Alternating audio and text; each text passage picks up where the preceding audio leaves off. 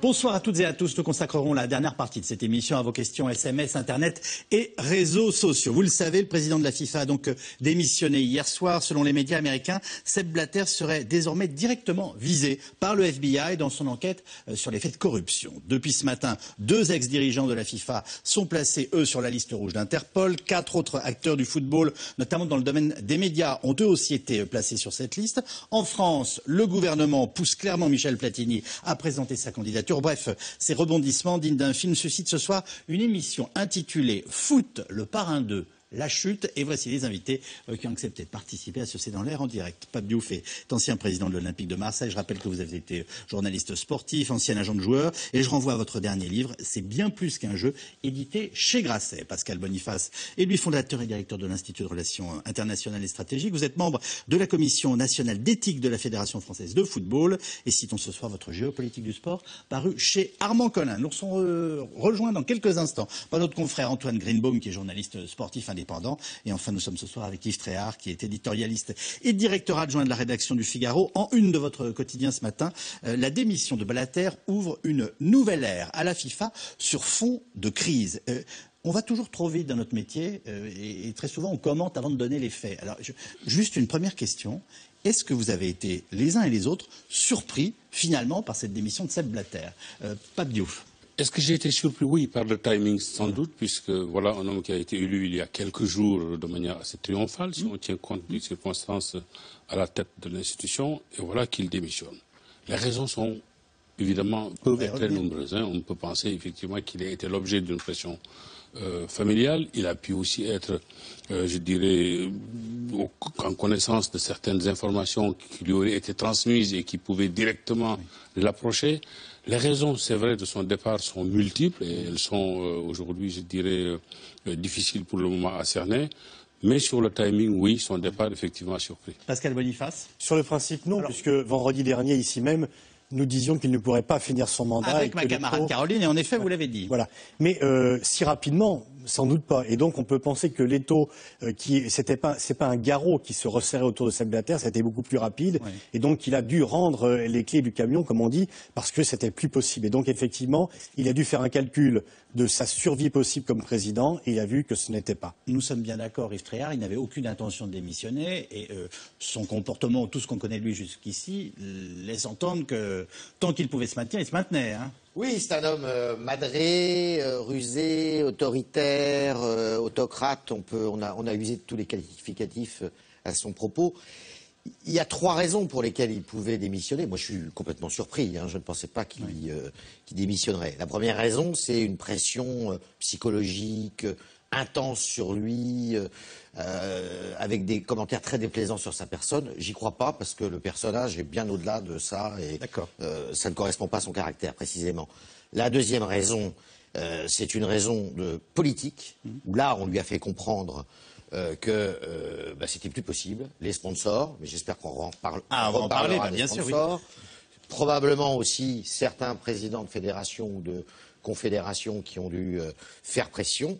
La troisième, qui est à mon avis la plus probable, c'est qu'effectivement l'étau se resserre, qu'en plus son directeur général, Jérôme Valk, a été cité. Secrétaire général. Secrétaire général a été cité hier dans une affaire quand même pas très reluisante. On l'accuse d'un versement de pot de vin de 10 millions de $. Donc, et là, évidemment, on se rapproche de Joseph Blatter.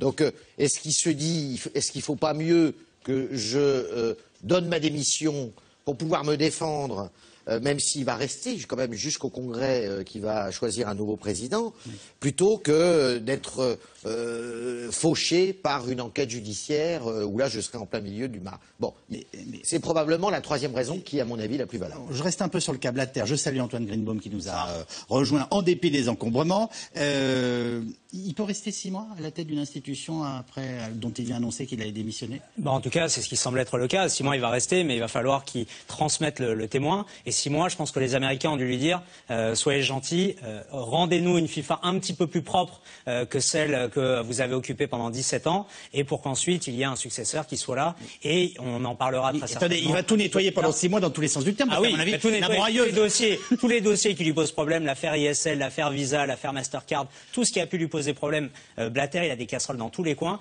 Il va évidemment chercher à mettre tous ces petits dossiers à droite à gauche. Je pense qu'il y a dû avoir du donnant-donnant entre la justice américaine et Sepp Blatter. Votre première réponse dans cette émission, c'est il a 6 mois pour brûler les dossiers. Un petit peu. Bon. Un petit peu. C'est dans la logique. C'est une question de personne ou une question de système, même si on va revenir sur la personnalité de Sepp Blatter. Mais comment vous percevez ça, Pavio?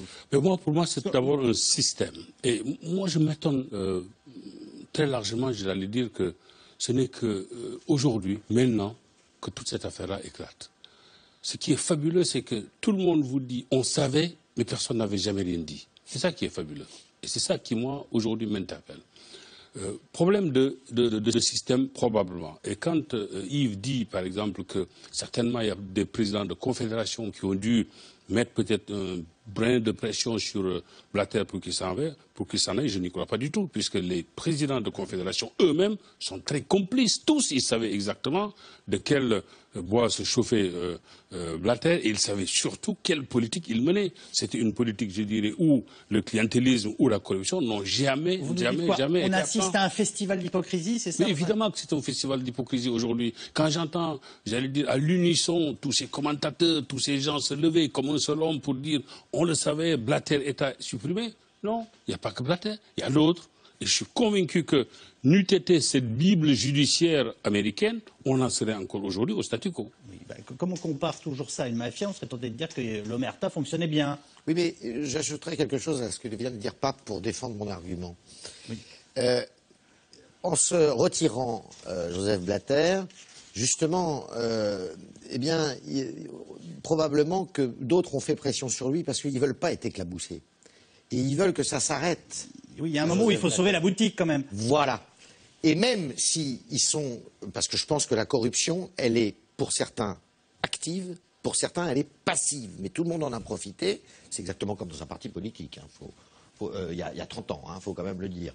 C'est toute organisation humaine ou la justice. Merci d'avoir rajouté il y a 30 ans. Parce que... Non, je précise parce que ça fait un petit peu de progrès. Oui. Donc...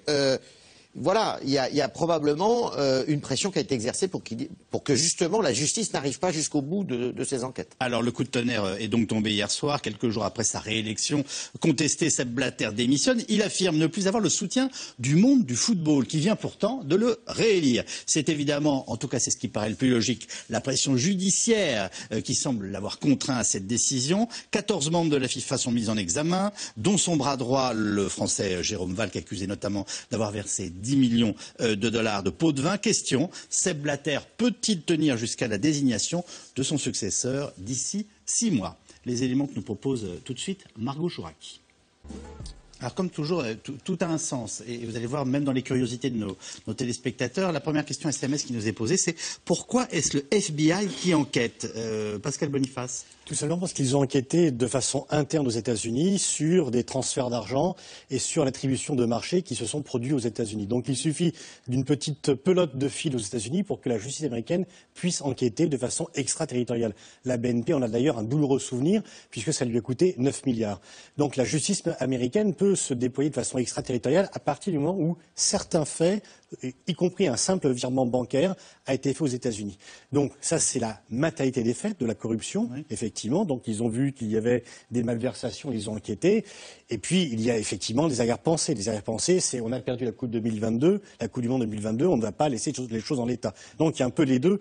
Est-ce qu'on peut imaginer que l'appareil d'État américain, puisque c'est bien le cas du FBI, se soit mis en branle, notamment sur une humeur, on dit ils nous ont bouffé ils ont filé au Qatar la Coupe du Monde, cette fois-ci ça passera pas. Enfin, moi je les imagine très bien. Il faut se méfier des théories du complot, mais il y a des stratégies qui peuvent être mises en œuvre. Et donc en tous les cas, on peut penser que si la Coupe du Monde a été attribuée aux États-Unis, peut-être que la justice américaine aurait été moins diligente pour agir. Aux États-Unis, souvent la justice est faite par des justiciers, si vous autorisez le. Oui, d'ailleurs, celui qui a fait le rapport sur l'attribution de la Coupe du Monde, le fameux rapport Garcia, Michael Garcia, a été surnommé le shérif de Wall Street dans les années 2000. C'est lui qui avait enquêté pour le procureur de New York à Wall Street. Et il avait une réputation d'être extrêmement dur. Et c'est parce qu'il n'a pas pu faire son travail qu'il est parti. Ce que je voudrais ajouter par rapport à ce que dit Pascal, c'est que D'une part, il y a la justice américaine. Il faut savoir que le système judiciaire américain est très différent du nôtre, où les procureurs sont indépendants du pouvoir politique. C'est pas pour ça qu'ils n'aient pas des opinions et qu'ils ne soient pas maris de ne pas se voir attribuer la Coupe du Monde pour leur pays. Et puis, d'autre part, le FBI qui, lui, est sous la responsabilité, effectivement, des autorités du pouvoir exécutif. Donc, vous avez un double système. Il ne faut pas oublier que c'est l'ancien procureur de New York qui lance l'enquête, là, non pas sur les attributions de la Coupe du Monde, mais sur les marchés de marketing dont parlait, parce que tout est parti de là, la semaine dernière, dont parlait Pascal. Antoine Greenbaum. Ce qui est incroyable, c'est que les Américains, ils s'en moquent complètement du football. C'est vraiment le cadet de leurs soucis. Non, mais ils s'en moquent. C'est pour ça qu'ils peuvent agir. Ils s'en moquent complètement. Mais on sait que la Pour nous, justice c'est précieux, américaine. ça nous touche. Ah, pour nous, c'est différent. C'est notre sport, celui qu'on aime. Mais la justice américaine, elle s'était déjà occupée du cas Lance Armstrong. Vous vous souvenez comment ça s'est terminé? Personne n'avait réussi à faire tomber le système UCI et évidemment toutes les accusations de dopage. L'Union concernant cycliste internationale. Union cycliste internationale. Les Américains, ils ont été tellement loin dans la mise en scène qu'ils avaient même prévenu, ça c'est une info qui m'a été confirmée, ils avaient prévenu des journalistes américains qui étaient présents dans l'hôtel à Zurich au moment où les arrestations ont eu lieu. Autant dire qu'ils avaient vraiment tout bouclé de A à Z et qu'il fallait mettre en avant le côté grande puissance, superpuissance américaine, comme l'a très bien dit Pascal Boniface, notamment par rapport à la Coupe du Monde 2022, la défaite face au Qatar, et aussi concernant 2018 et la rivalité géopolitique entre la Russie et les États-Unis. Et alors c'est quoi, Pape Diouf? C'est Joseph Blatter contre l'oncle Sam? On ne peut pas dire ça. À mon sens, l'enquête qui a été menée a dû sans doute avoir des fondements, puisque si on en est là aujourd'hui, ce n'est pas sans preuve que les Américains ont attaqué, en tout cas, bien en tête la FIFA. La chose qui est vraie, c'est que moi, c'est ce qui m'étonne le plus, ce qui me surprend, c'est qu'aujourd'hui encore, qu'on ait attendu autant de temps avant, je dirais, de prendre le taureau par les cornes et de dénoncer précisément les pratiques qu'il y a aujourd'hui à la FIFA. Vous savez, ça fait des années, pardonnez-moi, ça fait des années, vous le savez, qu'on le suggère, qu'on le subodore, oui, parfois, mais il y a le moment où il faut amener des éléments de preuve. De toute façon, mais les éléments de preuve n'ont jamais manqué. Vous savez, à la FIFA, on a su mettre en place, par exemple, un système de représentation qui n'était rien d'autre, j'allais dire, qu'une manière, je dirais, de jouer dans de la corruption. Puisqu'en Afrique, par exemple, quand vous prenez ce qui se passe là-bas, il y a ce qu'on a appelé les programmes Goal, c'est-à-dire, bon, c'était une manière, je dirais, de créer des centres de formation qui n'étaient que des centres en briques et en broc. C'était aussi une manière, je dirais, en Afrique d'aider certaines fédérations pour édifier des immeubles pour les instituts de football, les institutions de football. Tout ça, effectivement, ça engendrait et enfantait, de mon point de vue, ça nourrissait précisément la corruption. C'est un pays une voix.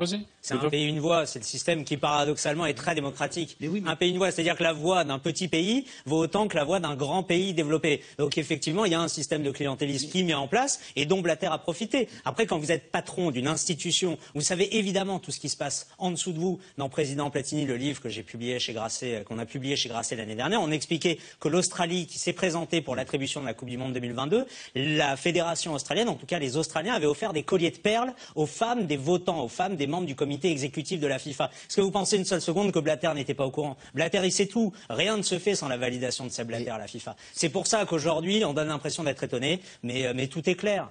Pascal Boniface, alors vous qui êtes un spécialiste en plus de l'actualité internationale, on vient de dire là quelque chose de terrible, c'est qu'en fait la démocratie, ça peut être très dangereux. C'est un pays, une voix. Je crois il y a plus de pays à la FIFA que... Oui, 209 contre 193 à l'ONU. Déjà là, c'est dingue.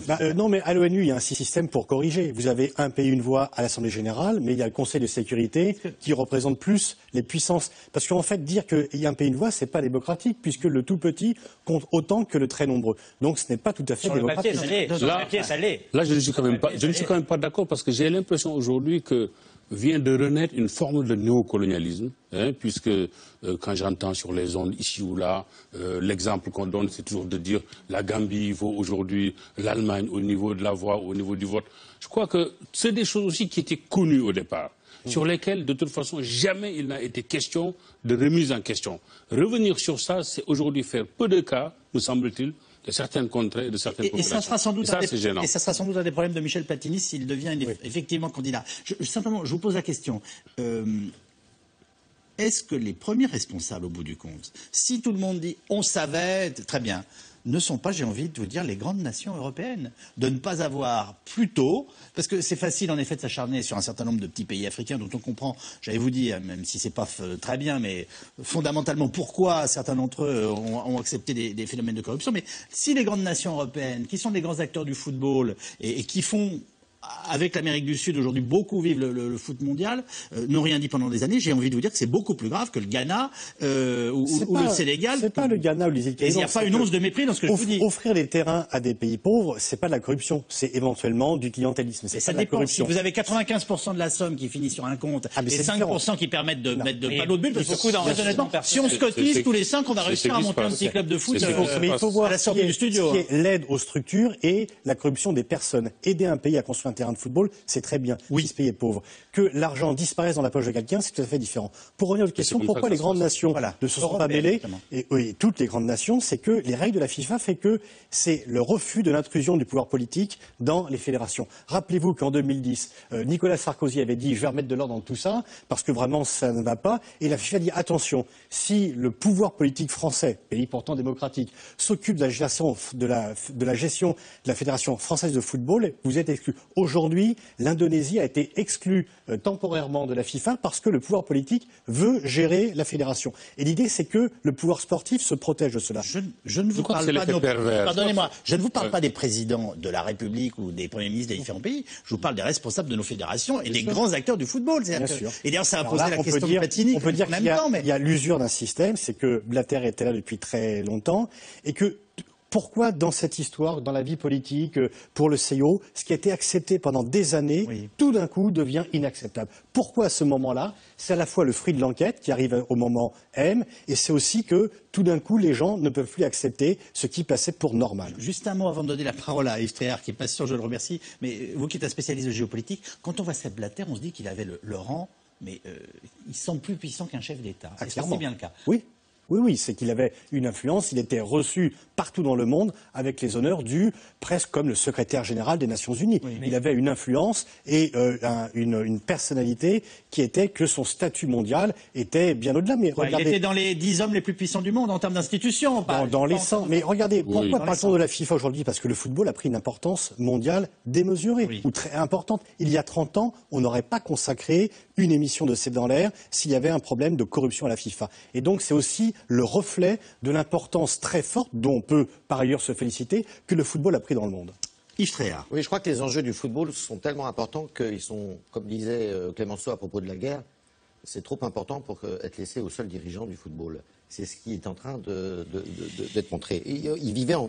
C'est le modèle économique aussi qui a mis en cause à travers cette crise. Justement, je voudrais faire deux remarques. La première, il ne faut pas oublier, ce sont effectivement les Américains qui font éclater l'affaire et qui font éclater le système, parce qu'il y a eu des précédentes affaires qui avaient été plus ou moins réglées en interne. D'accord. C'est exactement comme pour l'affaire DSK. Est-ce que l'affaire DSK aurait pu se produire dans un autre pays? Sans doute pas. Et concomitamment à l'affaire américaine, à la justice américaine, il y a quand même la justice suisse qui enquête sur une plainte de Joseph Blatter et de la FIFA eux-mêmes, et la justice suisse n'aurait sans doute pas fait autant de publicité sur son enquête si concomitamment il n'y avait pas eu les Américains. Donc c'est les Américains qui ont tout déclenché. Et la moralité américaine, en fait, est la plus forte. C'est elle qui a fait exploser le système. Ça, c'est la première chose. La deuxième chose qu'il faut voir, il faut revenir aux propos de Platini jeudi ou mercredi. C'est intéressant parce qu'on parle quand même d'un pays dont Antoine Greenbaum vient de nous dire qu'il n'aimait pas le foot. Mais donc, oui, mais eux, ils s'en moquent du foot. Ils sont peut-être plus libres alors. Ils s'en moquent, mais ils ont des scandales énormes dans le foot américain. Hein, oui, ça, c'est pas de doute. Mais la justice est vraiment très puissante là-bas. La deuxième chose, il faut revenir aux propos de Michel Platini pour ce qui est des rapports entre les pays du Nord, pour faire vite, et les pays du Sud. Michel Platini a une chose extrêmement vraie la semaine dernière. Il a tout dit la semaine dernière. Il a dit, nous, on a l'argent, on a les joueurs, on a les sponsors et on a les stades. Vous allez dans la plupart des pays qui émargent à la FIFA, il n'y a pas d'argent. Il y a les joueurs, si, mais les joueurs viennent justement en Europe. Il n'y a pas de stade, il n'y a pas de pouvoir. Et donc, qu'est-ce qui se passe? C'est les vases communicants. C'est-à-dire qu'effectivement, pendant très longtemps, les pays du Nord se sont accommodés de ce système, ils s'en sont servis pour se distribuer les Coupes du Monde, les organisations de Coupes du Monde avec les pays d'Amérique latine, en achetant les voix exactement comme aux Nations Unies d'ailleurs. Aux Nations Unies, quand vous voulez avoir un vote au Conseil de sécurité en dehors des 5 grandes nations, eh bien vous allez faire la tournée des popotes. C'est ce qu'avait fait d'ailleurs Dominique de Villepin dans une certaine circonstance. Au Conseil de sécurité, vous vous rendez compte de ce que vous êtes en train de dire? Mais bien sûr, au Conseil de sécurité en 2003, quand il s'est agi d'aller faire Boniface Daudeline. Hein. Non, quand il s'est agi de faire la guerre en Irak et que les États-Unis et la France s'opposaient, oui. La France, la diplomatie française a fait jouer ses armes africaines notamment. Antoine Greenbaum, mais il faut que je vous parle de la France un petit peu. Oui, je voulais vous parler du rapport de force. Le rapport de force entre un président de la FIFA ou un président du CIO, c'est exactement la même logique, et les politiques, et notamment par rapport à ce qui a été dit il y a quelques instants. Tout simplement parce que les pays, la France notamment, utilisent les grands événements sportifs, le fait d'organiser un championnat d'Europe de football l'année prochaine, ou une Coupe du Monde, ou le fait d'avoir envie d'organiser des Jeux Olympiques. Chez nous, ça crée une image, un coup de com' international, et c'est aussi pour ça qu'il y avait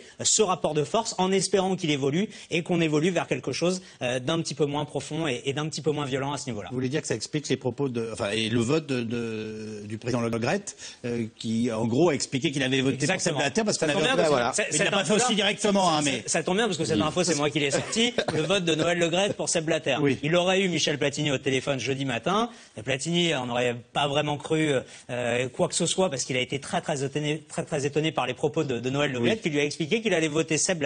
Qu'il allait voter Sepp Blatter en échange de l'organisation de la Coupe du Monde de foot féminin en France en 2019. Sur ce plan-là, on peut même comprendre Noël Le Gret. Il a bien pu voter pour Blatter pour d'autres raisons que pour des raisons d'avoir été corrompu ou d'avoir été l'objet d'un clientélisme. Sauf que 4 jours après, Pape, il est mal. Noël Le Gret, notamment avec la démission de Sepp Blatter aujourd'hui. Parce qu'effectivement, il est attaqué de tous côtés aussi et qu'en France, il y a certains même qui sont aujourd'hui à demander sa démission. Ce qui est vrai, c'est que, et là je ne suis pas tout à fait d'accord avec Yves quand il disait tout à l'heure, avec les deux Yves, je dirais aussi, lorsque vous mettez en opposition les moyens qu'il y a, notamment en Afrique, en tout cas dans le Sud et dans le Nord. Le football est universel. Et qu'on le veuille ou pas, la FIFA est d'abord là pour aider toutes les contrées à se développer et à devenir, j'allais dire, performants. On ne peut pas, d'une manière ou d'une autre, donner une forme de suprématie à l'Europe qu'elle a eue très longtemps, aujourd'hui, sur certains pays notamment qui sont du Sud, parce que simplement, ils n'ont pas précisément ces moyens. Et je dis que ces moyens-là doivent être redistribués équitablement, et qu'on arrête aujourd'hui, à mon sens, de mettre en équation la voix qui ne vaudrait pas grand-chose de la Gambie face à la voix de l'Allemagne, et qu'on arrête de penser que la démocratie n'est faite que pour les Européens et pas pour les autres peuples. On est d'accord. Voilà. Je voulais juste dire que le rôle des pays européens était d'une certaine façon plus choquant, parce que s'ils sont témoins de ce qui se passe et qu'ils ne disent rien, alors que l'argent et la capacité à faire vivre le football existent au jour le jour ici, c'est encore plus... Et ne vous étonnez pas si les Américains, dans leur enquête qui est loin d'être terminée, mettaient en cause aujourd'hui certains, j'allais dire, dont on entend les piaillements offusqués, et qui... ici ou là, j'allais dire, donne des leçons. Alors, c'est très bien, ça nous fait une césure. La grande question maintenant, c'est qu'est-ce qu'il peut y avoir sous le tapis? Alors, Antoine Greenbaum, est-ce qu'on en a quelques idées?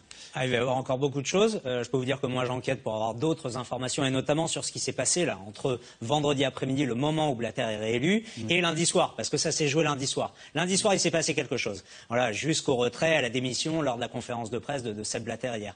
Et il peut se passer encore beaucoup de choses. Les Américains, ils lâcheront pas le morceau. Ce qu'ils veulent, à l'arrivée, c'est avoir la possibilité d'un nouvel appel à candidature concernant la Coupe du Monde 2022. Oui. Ils ne l'ont pas digéré. En revanche, ce qu'ils vont très certainement faire, c'est laisser la police fédérale suisse enquêter, parce qu'ils ne veulent surtout pas, concernant le Qatar, renforcer le sentiment anti-américain au Moyen-Orient. Oui. Donc il y a de grandes chances qu'ils laissent les Suisses faire le boulot et lever toutes ces affaires de corruption autour de cette 2022. Dans cette Coupe du Monde 2022 précisément, beaucoup de Français, quand même, sont impliqués. Mais oui. Impliqués dans le sens, j'allais dire, où, en tout cas, ils ont pris position très clairement et très nettement.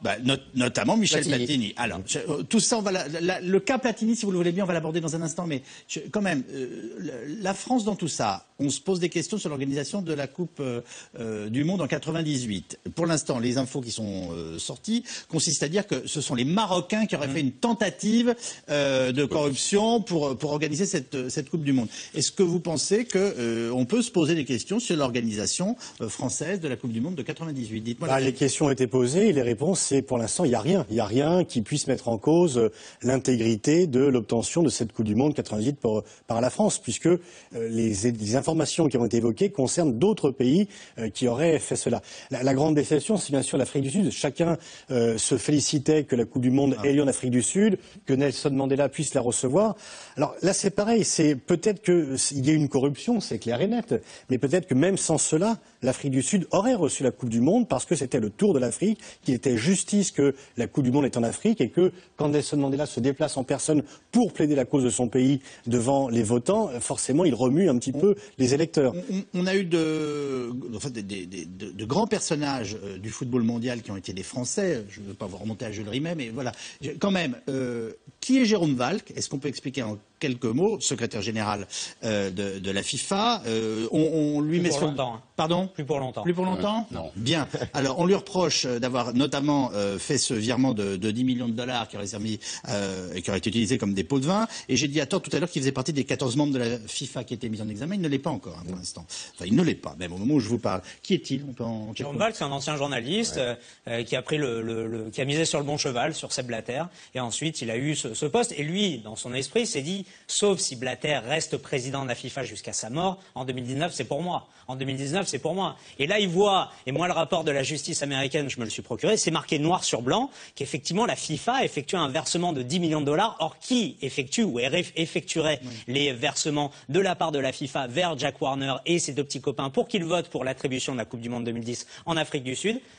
Le nom de Jérôme Valcke qui ressort. Ce qu'il faut quand même préciser sur Valcke. Dans un premier temps, Ce qu'il faut préciser sur Valcke. Je précise qu'il vient de dire en direct à la radio qu'il n'avait aucun reproche à se faire. Oui, mais ça parlait. Enfin voilà. Ce qu'il faut doit dire, l'entendre aussi. Hein. Ce qu'il faut dire sur Valcke, c'est que oui, il a été sans doute le collaborateur le plus proche de Blatter, mais il n'a pas joué, ou il ne joue pas en tout cas, le même rôle de secrétaire général qu'un Blatter l'a joué auprès de Avalanche. Oui. Blatter était déjà à l'époque, véritablement, j'allais dire, l'administrateur de la FIFA et l'homme qui décidait quasiment de tout. Le Premier ministre. Hein. Complètement, mais qui exerçait dans la plénitude. Oui, à la sauce française, oui. Or, Valcke est quand même beaucoup plus, j'allais dire, un collaborateur, comme dirait l'autre, davantage que...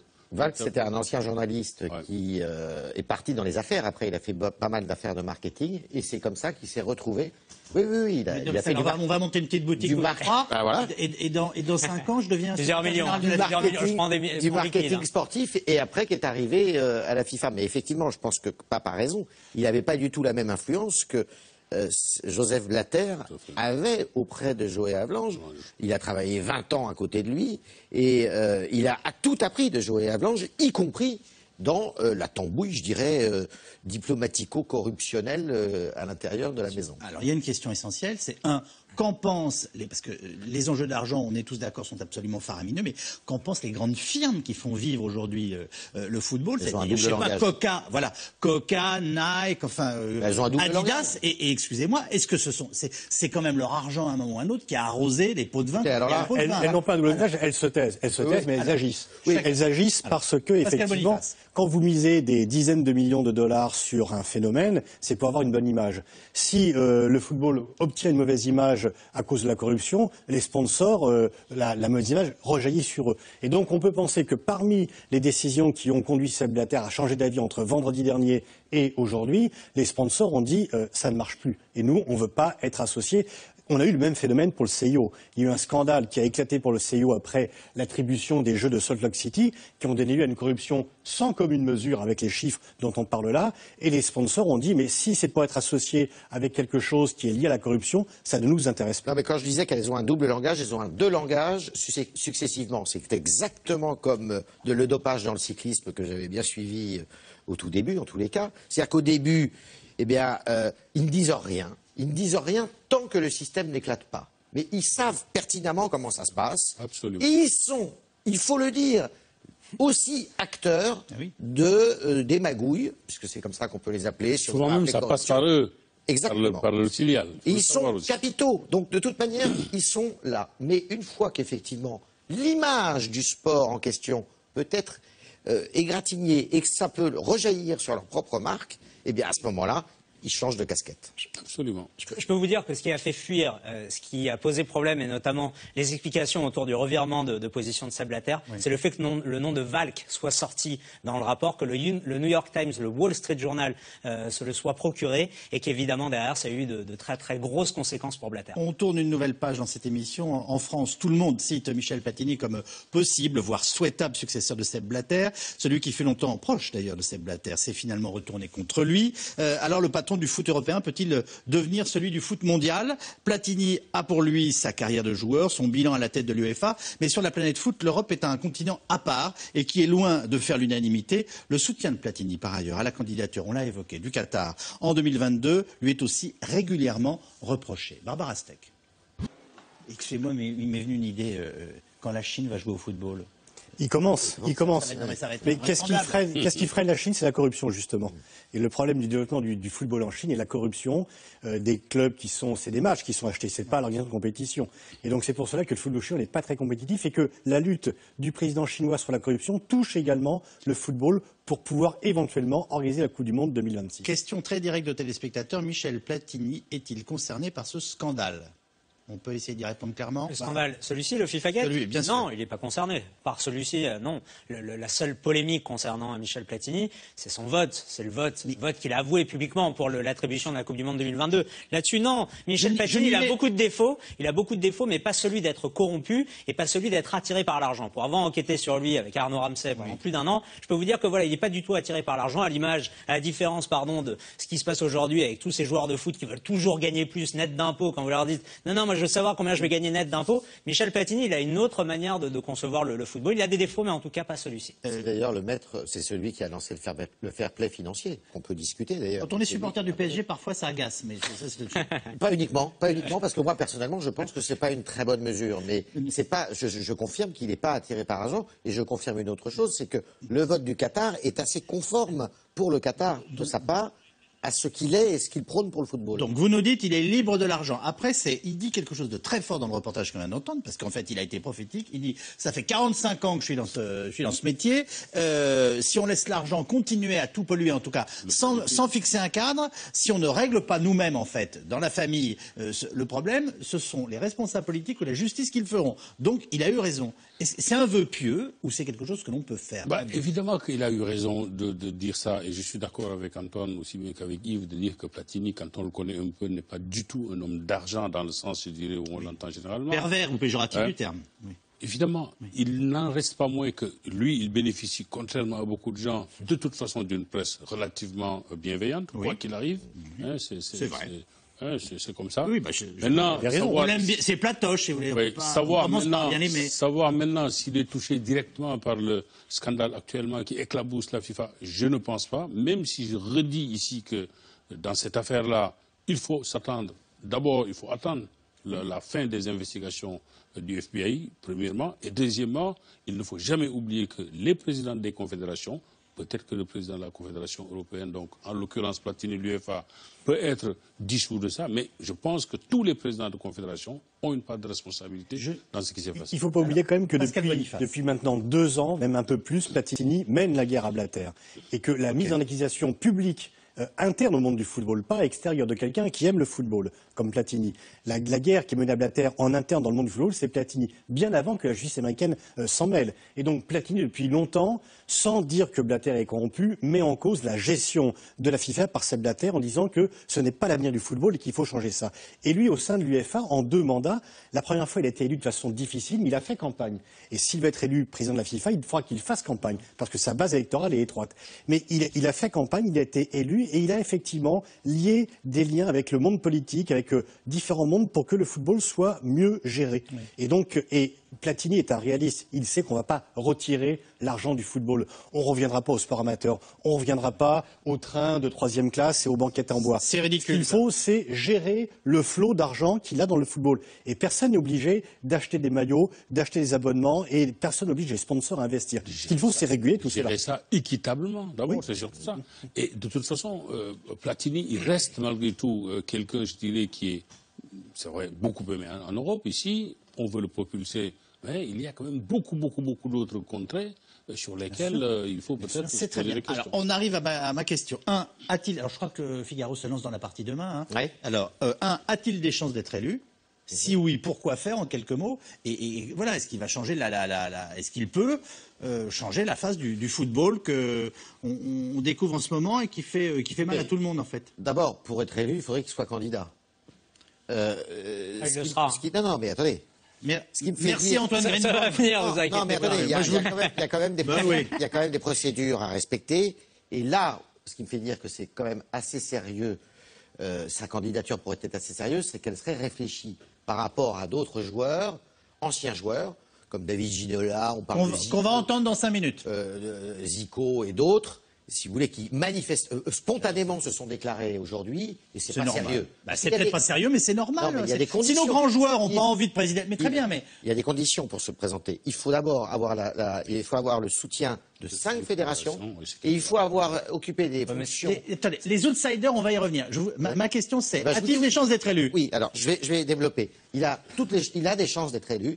Il a des chances d'être candidat. Il a des chances d'être élu parce que c'est un monsieur qui est extrêmement respecté, bien au-delà d'ailleurs de l'Europe. Il ne faut pas se cacher, il ne faut pas se voiler la face. C'est quelqu'un qui est adulé dans beaucoup d'endroits, sinon apprécié. Il s'est pas mis à dos les pays africains avec ses récents propos? Si, bien Qui sûr. pouvaient être mal, Bien sûr qu'il c'est peut- normal il être peut- mal il peut compris, se- mal Mais pris. il faut aussi voir le tempérament, le caractère de Michel Platini. Michel Platini, je pense que ce qu'il voudra, c'est avoir les mains relativement libres et pouvoir faire ce qu'il fait en conformité avec sa propre philosophie du football. Et s'il voit qu'il ne peut pas faire comme il l'entend, eh bien, il aura probablement quelques doutes. Deuxième chose, C'est normal. on est en train de parler d'une affaire, mais qui est loin d'être finie.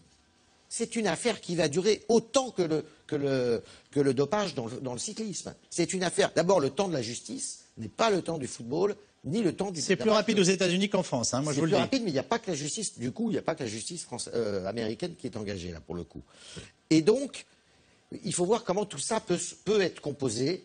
Il faut voir aussi comment Joseph Blatter, d'ici à la fin de l'année, eh bien, se comporte. Et comment politiquement il agit.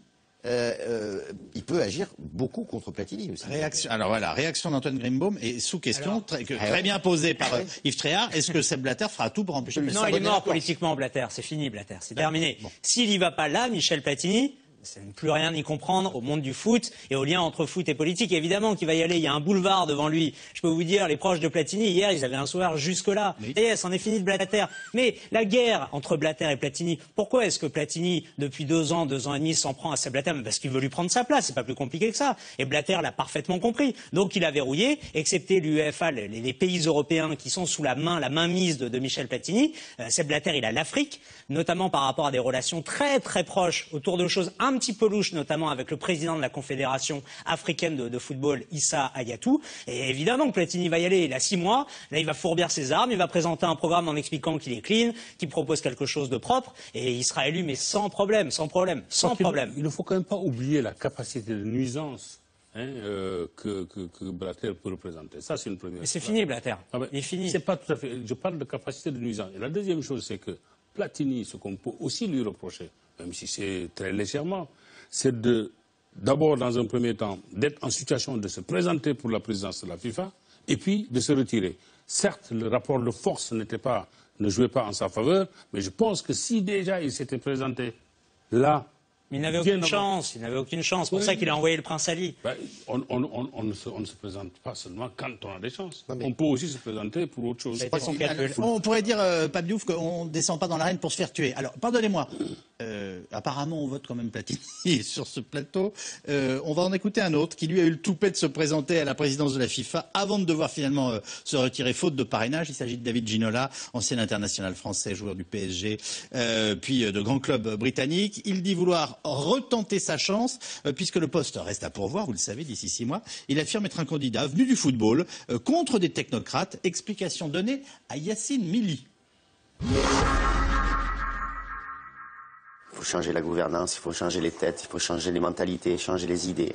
Il faut ouvrir les portes. Il faut, quand M. Blatter parlait de transparence, la transparence, c'est pas qu'un mot. La transparence, Voilà, il faut que les vitres elles soient vraiment transparentes, il ne faut pas qu'elles soient juste opaques. Voilà, parce qu'opaque, on ne voit rien derrière. Donc toutes les décisions qui sont prises, tout ce qui est entrepris au sein de la FIFA doit être su et reconnu et connu par tout le monde. Il ne faut pas que, voilà, quand la FIFA décide d'attribuer une Coupe du Monde à un pays, il faut qu'on sache les tenants, les aboutissants. Aujourd'hui, tout ce qui se passe dans le monde, on devrait avoir une FIFA saine, on devrait avoir une FIFA honnête.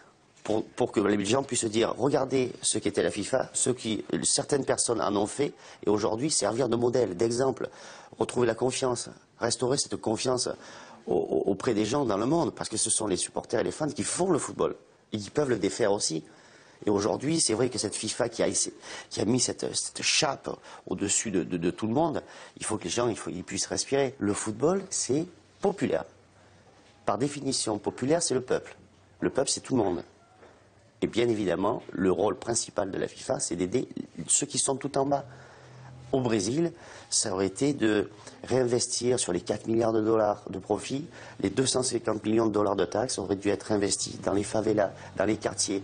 Alors, à travers des organismes, FIFA, le football, des aides éducatives, former des coachs. Parce que le football, dans la plupart des pays, c'est très important. C'est un véhicule, c'est un moteur social. Donc si on prend au bas de l'échelle et que la FIFA a ce rôle et cette implication, je pense que ça va rejaillir, ça va transparaître sur tout le reste. Et ça, ce modèle social, c'est ce que FIFA doit tendre vers ça. Mais pas avec les structures actuelles. Parce qu'à l'heure actuelle, c'est sur 100, on garde 90 et on donne 10. C'est le contraire qu'il faut faire. C'est donner 90 et garder 10. On n'est pas président de la FIFA ou membre du comité exécutif pour recevoir de l'argent. On est là pour donner du plaisir aux autres, que les gens aient un sourire sur leur visage, parce que la FIFA s'implique dans leur pays. Aujourd'hui, les cartes sont en train d'être redistribuées et qu'il faut continuer. Et j'espère que dans un vote démocratique, il y aura beaucoup plus de gens comme moi qui viendront apporter quelque chose de supplémentaire, mais quelque chose de sain, quelque chose de pur. Des gens qui viennent avec des idées, qui sont issus du football, qui connaissent ce métier.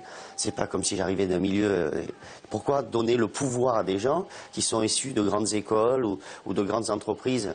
Le football, il y a des gens intelligents dans le football qui sont capables de s'exprimer, de penser, de réguler, de faire des choses extraordinaires. Il faut leur donner le pouvoir à ces gens-là. Il y en a un autre d'ancien joueur de foot, Michel Platini, qui... c'est le seul. Vous pensez qu'il peut se présenter maintenant? Ça serait surprenant, alors qu'il m'a dit le contraire. D'accord. Je serais surpris. Mais bon, aujourd'hui, comme les cartes sont à redistribuer, tout est possible. Et je ne serais pas surpris. Dans le monde dans lequel on vit, plus rien ne me surprend. Je ne serais surpris de plus rien. Donc aujourd'hui, ouais, je serais surpris quand même. Alors, Platini a donc dit à Ginola qu'il ne se présenterait pas à la FIFA. C'est amusant, c'est une des infos de cette interview. Moi, c'est un joueur que j'ai beaucoup aimé, David Ginola. Mais alors là, si j'étais professeur, on dirait c'est 10 sur 20 idées beaucoup trop générales. Parce que c'est un peu comme le Dalai Lama, on est d'accord avec vous êtes dur, vous êtes dur. 10, c'est très généreux. C'est très généreux. Ouais, Non, mais je pense que David Ginola veut enfin faire une Coupe du Monde aux États-Unis, puisqu'on ne l'a pas fait en 94, et donc c'est peut-être pour ça qu'il se présente à l'élection. Bon. Alors vous m'avez dit quoi? Qu'il ne peut pas se présenter? Non, juridiquement, pour se présenter, il y a des conditions. Oui. Les conditions sont que le candidat doit avoir le parrainage de 5 fédérations. Il avait déjà d'ailleurs essayé de se présenter et il n'avait pas eu les parrainages. Absolument. Deuxième condition, il faut que dans les 5 années qui précèdent votre candidature, pendant 2 ans, vous ayez exercé des fonctions effectives importantes dans le monde du football.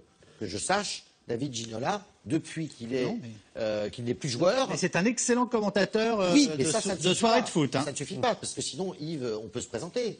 Je ne sais pas si on serait excellent commentateur. Je ne sais pas non plus, non. Ça, c'est la première des choses. La deuxième des choses qu'il faut voir, c'est que ça sera beaucoup plus compliqué qu'on ne le dit. Platini ou pas Platini. D'accord. Sepp Blatter ou pas Sepp Blatter. Vous avez un système en place. Ce système ne va pas se fluidifier du jour au lendemain.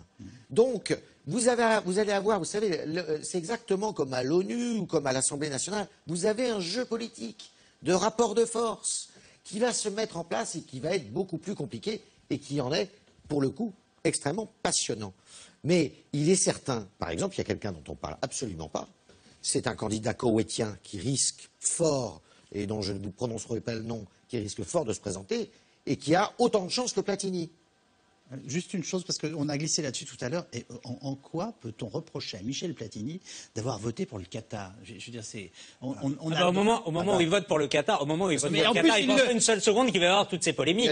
Déjà, le fait, dans la charte de la FIFA, la Coupe du Monde doit se jouer l'été. Sinon, il y a appel à candidature. Donc déjà, il aurait fallu revoter, puisque la Coupe du Monde au Qatar, elle va se dérouler l'hiver. Oui. Mais bon, on n'a pas compris, nous, observateurs en France, comment une commission, et la commission médicale, avait validé l'organisation de la Coupe du Monde au Qatar, et notamment par rapport à la santé des joueurs, le fait de jouer sous 50 degrés. Et puis, j'ai pas besoin de vous rappeler la question de ces pauvres ouvriers népalais qui décèdent, notamment sur la construction des stades au Qatar, et qui vivent dans des conditions d'une précarité sans nom et innommable. Et ça, il faut le dire aussi. Alors, il a été pas ouf, et je précise que le Koweïtien que vous n'avez pas cité s'appelle Cher Ahmad. Hein. Il a été principalement reproché à Michel Platini d'avoir été à l'Élysée prendre ses ordres pour voter pour le Qatar. Souvenez-vous, à l'époque, on l'avait pris, en tout cas, disent certains flagrants délits, avec l'émir du Qatar à l'époque et le président Sarkozy qui était là, et que c'est ce jour-là que la décision a été prise pour que Platini vote pour le Qatar. Et puis c'est parti, quel que soit le jugement qu'on porte sur leur fonctionnement interne, sur la démocratie et sur des choses comme ça, ils ne sont pas interdits d'organiser des événements sportifs mondiaux. Non, Après, le problème, c'est est-ce qu'ils allongent un paquet d'argent? Il y a quand même des personnes qui perdent la vie,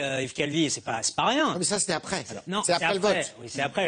Le système, le droit du travail au Qatar, que je sache, il n'a pas énormément changé entre 2010 et 2015. Vous avez raison, mais de fait, les morts, on les a découverts après, les conditions abominables. Non, mais c'est son erreur, et il le regrettera à vie, d'ailleurs. C'est son erreur, et c'est la seule erreur qui pourrait l'empêcher de devenir président de la FIFA. Mais concernant le Koweïtien, il n'a aucune chance. Un dernier mot, et on passe au SMS. Je ne crois pas un instant que Platini prenne ses ordres de Sarkozy. Il n'a pas à prendre d'ordre de Sarkozy. Oui, c'est ce qui a été reproché. Oui, mais il a admis ouvertement ce déjeuner, et ça, c'est une construction ex post de dire qu'il a pris les ordres de Sarkozy. Sarkozy a voté pour le Qatar, mais Sarkozy ne votait pas. Et Platini a voté Qatar parce que dans son esprit, les stades devaient être normalement réfrigérés, etc. Mais ça vous s'est pas imaginez fait. Et dans son esprit, sur le côté environnemental, si je peux terminer ma phrase, dans l'esprit de Platini, son rêve, c'est d'étendre le football partout, c'est ça. et que le football aille dans des pays où il n'est pas allé auparavant. C'est vrai, Pascal, sauf que la question a été de savoir pourquoi on lui reproche précisément ce choix du Qatar. Merci. Ça fait partie de ça. Parce qu'il était aussi favorable au début à la candidature américaine. Et après le rendez-vous avec Nicolas Sarkozy, et aussi sous la pression des entreprises françaises, Vinci, Bouygues, avec tous les marchés qu'il y a au Qatar autour de la construction des stades, je peux vous dire que Platini, il n'avait pas d'autre choix que de voter pour le Qatar. Nicolas Sarkozy gouverne le monde, là, parce qu'il est derrière tout, c'est pas faux. De toute manière, Platini, je peux vous dire que... Il y a quelque chose qui va pas, c'est pas possible. Quand il met un bulletin de vote dans l'urne, il ne vote pas pour Sarkozy. On sait très bien pour qui il vote. Mais ce n'est pas le problème. On ne sait pas. La philosophie du football de Michel Platini, et il l'a développée à l'intérieur de l'UEFA, il a fait en sorte à l'UEFA que l'Europe, ça ne soit pas uniquement la vieille Europe du football. Okay. Il a tout fait justement pour favoriser le développement de l'Europe sur ses frontières de l'Est. Et la philosophie qu'a développée Pascal est vraie, et c'est vrai pour le Qatar, c'est vrai pour les... c'est une philosophie universaliste du football, que le football se développe. Alors évidemment, ça paraît un peu incongru de peut-être de choisir le Qatar, mais c'est dans son esprit, c'était logique. Donc j'ai bien compris que l'Europe allait bien jusqu'à l'oral en ce qui concerne pour le général de Gaulle et aussi pour Michel Platini. On passe aux questions SMS. Et on a encore une question finaude de téléspectateurs. Dans une affaire de corruption, il faut au minimum être deux. Qui a corrompu ces dirigeants du football et pourquoi? Qu'est-ce que vous avez envie de nous répondre, Antoine Greenbaum? Tout simplement, c'est un système qui était présent entre les membres du comité exécutif de la FIFA en relation avec des sociétés de marketing, notamment dans l'attribution de différents marchés. C'est de cette manière-là que ces pots de vin ont circulé, et notamment en Amérique du Sud, en Amérique latine, dans cette CONCACAF, cette zone footballistique de l'Amérique centrale, où il y a eu tous ces versements et tous ces pots de vin, et notamment avec un homme, et il faut expliquer un peu le fondement de l'histoire, donc Jack Warner, et il faut expliquer qu'il y avait un règlement de compte, qu'il y a eu un règlement de compte entre Jack Warner, ancien membre du comité exécutif de la FIFA, et l'un de ses anciens proches, Chuck Blazer, le fameux informateur qui portait sur lui un micro où il enregistrait les discussions, et ce qui a servi les perquisitions à Zurich. Au moment où nous parlons, parce que visiblement vous suivez ça de très près, les enquêteurs du FBI, ils cherchent quoi exactement? Ils continuent de chercher, et surtout ils cherchent les ramifications qui toucheraient directement, et pas indirectement, mais directement Sepp Blatter. C'est clairement la cible de la justice américaine aujourd'hui. Blatter a-t-il négocié sa démission? Non, il doit penser qu'il se protège parce que dans le passé, justement, des gens ont démissionné en pensant qu'ils seraient exempts de poursuite. Je ne suis pas sûr que ça soit certain. Et donc, je ne pense pas qu'il veuille brûler les dossiers. Les dossiers sont déjà brûlés. Le dossier ISL, etc. Il n'y a plus en stock des dossiers gênants. Mais il se dit qu'il n'a pas le choix et qu'au moins il choisit, plutôt que d'être contraint par d'autres à démissionner, il essaye de sauver la face autant que faire se peut. Et puis pour négocier, il faut avoir quelque chose. Or, il n'a rien aujourd'hui. Que vont devenir les partisans de Sepp Blatter? Vont-ils être contraints de démissionner eux aussi? Ben oui, c'est une question qui se pose. De toute façon, tous ceux qui, aujourd'hui, administrativement, font partie de la FIFA, évidemment, partiront. Après, il reste ceux qui ont été élus. Ça, c'est un peu plus difficile. Il faut voir ce que le Congrès donnera, le nouveau président, de nouvelles élections certainement partout. En ce moment-là, on pourra savoir. C'est comme en politique française, en période d'alternance. Voilà, ils disparaissent et puis ils reviennent 5 ans après. Combien gagne le président de la FIFA? On le sait? Est-ce que c'est les émoluments officiels d'un président de la FIFA? Vous avez ça en tête ou pas? Non, il a des frais de représentation qui sont extrêmement importants. Voilà, c'est vrai aussi pour tous les présidents de confédération. Très bonne réponse de Pape Diouf. En fait, c'est pas le salaire en tant que tel qui est important, mais ce sont les frais de représentation, les avantages qui peuvent être extrêmement importants. Ne serait-il pas logique d'attribuer à tour de rôle une Coupe du Monde à un continent? C'est un peu le cas. C'est ce qui se passe un peu au prou. Hein. Mais c'est ça qui a été reproché à la FIFA. C'est qu'auparavant, le vieux rêve, c'est que la Coupe du Monde ait lieu uniquement en Europe et en Amérique du Sud. Mais non, le monde se mondialise, le football se mondialise, et il faut aller en Russie, il faut aller en Afrique du Sud, il faut aller au Japon, et il faut aller partout. Au Qatar aussi. Est-il envisageable d'annuler les Coupes du Monde en Russie et au Qatar? C'est quand même une question il y a un point de droit très importante. Hein. Il y a un point de droit, à mon avis, qui est plaidable devant des tribunaux, y compris les tribunaux internationaux. C'est-à-dire que ceux qui ont pris parti au vote en faveur du Qatar et de la Russie sont d'ailleurs, pour certains d'entre eux, mis en examen ou poursuivis par les justices. Donc on peut considérer que, il y a un vice par le fait qu'ils soient poursuivis en justice. Et pour certains, d'ailleurs, les preuves sont quasiment sur la table, c'est quasiment acquis. Donc, on pourrait imaginer que ça puisse être mis en cause. Je suis persuadé qu'il y a des pays ou des fédérations, pas des pays, mais des fédérations qui vont ester en justice dans ce domaine, devant la justice internationale. C'est tout à fait possible. Néanmoins, je ne vois pas comment... On a ouvert un robinet, là. On a l'impression que ça ne peut pas s'arrêter. Ah oui, ça ne va pas s'arrêter. Mais comment on peut organiser une Coupe du Monde d'ici à 2008? Par exemple, je parle de la Russie, là. 2018, pardon. C'est donc dans 3 ans. Construire des stades, c'est compliqué. Choisir un nouveau pays, il faut reconvoquer, alors que en France, l'Angleterre qui a perdu et qui s'est inclinée face à la Russie serait très heureuse. Hein, les stades sont déjà là d'organiser le mondial. Moi, je vous mets le préfet Lambert et je vous organise ça. On ne comprendrait pas en plus que ce vote soit organisé par Joseph Blatter, qui est encore là, je vous le rappelle, pendant 8 mois. Donc le temps est court. Hein. L'État est court. Il est là encore pour 8 mois. Il faut voir ce qui va se passer. Oui, absolument. L'État américain ne cherche-t-il pas à déstabiliser la Russie en contestant la Coupe du Monde de foot? Non, parce que c'est un effet collatéral, c'est pas le but numéro 1. Si ça peut servir à ça, c'est tant mieux. Mais on ne peut pas dire que ce soit l'objectif numéro 1. Mais effectivement, Poutine a réagi d'ailleurs fortement. Et lui, la théorie de Poutine et sa stratégie, c'est de dénoncer bien sûr un complot américain. On fait le procès de Blatter, mais le foot n'est-il pas devenu une entreprise de spectacle et un business très profitable? Pape Diouf. Évidemment, c'est un tout petit peu ce que je disais. Blatter n'est pas aujourd'hui le seul, je dirais, qu'il faudrait mettre à l'index. Il y a tout autour de lui un nombre de gens qui, aujourd'hui, doivent trembler, me semble-t-il, puisqu'ils savent ce qu'ils ont fait. Pour le moins, ils n'ont pas la conscience tranquille. 5 milliards de revenus entre 2011 et 2014 à la FIFA. 300 millions à l'époque de Joao Havelange, le prédécesseur de Sepp Blatter. Pour vous donner une idée en termes de comparaison. C'est faramineux. Ça va être règlement de compte à hockey choral version foot, nous dit un téléspectateur. Oui, ça va continuer. C'est de la politique. La politique, c'est le Dallas du foot. Voilà, ça va continuer. Ça ne va pas s'arrêter là. Ouais. Que penser du CIO ?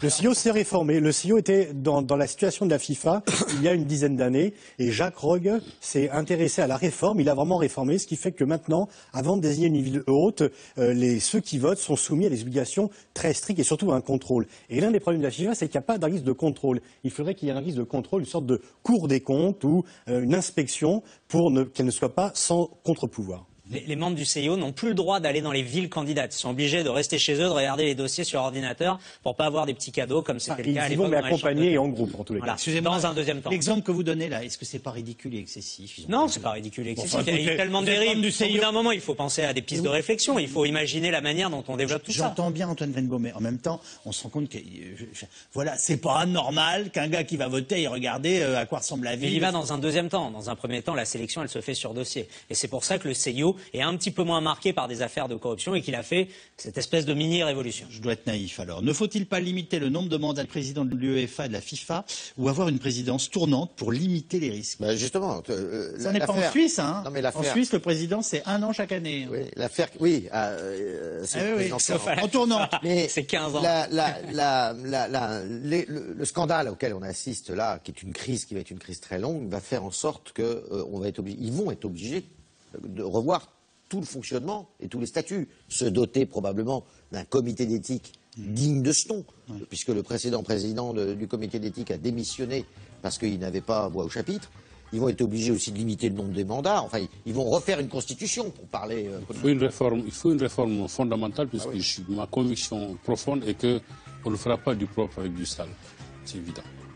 Ce sera la dernière intervention de cette émission. Ça me convient très bien. C'est une belle conclusion. Merci infiniment les uns et les autres d'avoir participé à ce C'est dans l'air qui sera ce soir rediffusé à 22h35. 22h35, merci à vous de nous avoir suivis. Demain, 17h45, nouveau C'est dans l'air. L'émission sera en direct comme chaque jour et auparavant, vous retrouverez, vous le savez, Axel de Tarlet et son invité. Passez donc une très bonne soirée sur France 5. À demain. Merci.